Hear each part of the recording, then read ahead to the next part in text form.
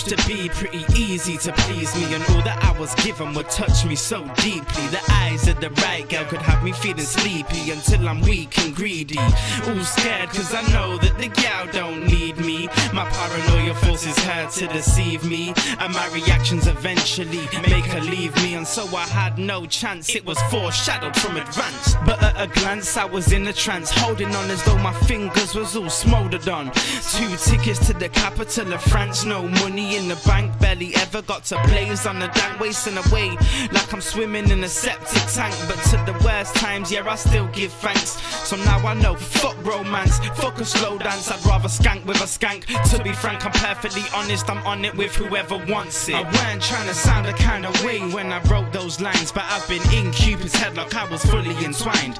At first it was fine, then he broke my spine and dissected my chest with a tactical knife. They tell me it's alright, they're saying it's just life, but that don't mean that I'll sleep tonight.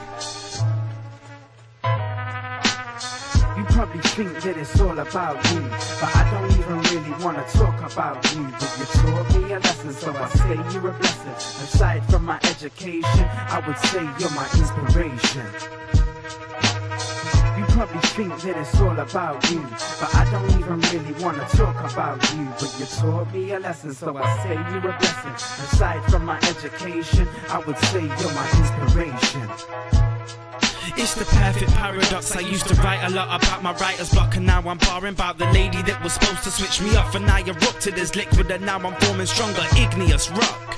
And now we're done, I just don't give a fuck, cause making mistakes was like sessioning with Pikachu. I drop hot rocks and get electric shocks. So I was acting like somebody that I'm not around the clock, and so a change just had to be made. It ain't a shame that you did it for me. I remember when you adored me, but that's another story. Now you're looking at me like you never saw me, with more hatred than the victims of Jigsaw and Saw 3. But it makes me laugh, it really does. You was the first to ever talk about love, and talk about how without us the steel in a strong heart could start to rust. The stiff of my upper lip, it began to bust as she told excuses about trust, mixed in with some other stuff. But I just called you bluff, funnily enough, cause your eyes wasn't half as tough, than would possibly be as much as my psychotic touch.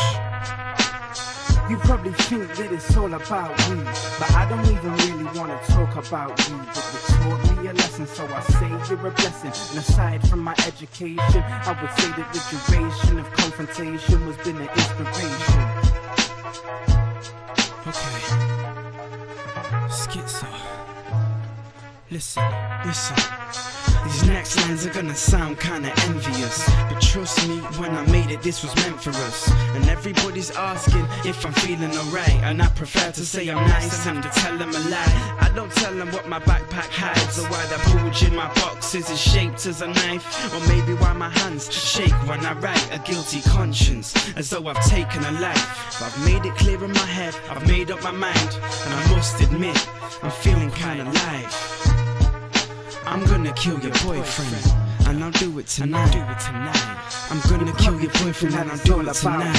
I'm gonna kill your boyfriend, and I'll do it tonight. I'm gonna kill your boyfriend, and I'll do it tonight. Aside from my education, I'll do it tonight. I would say you're my inspiration.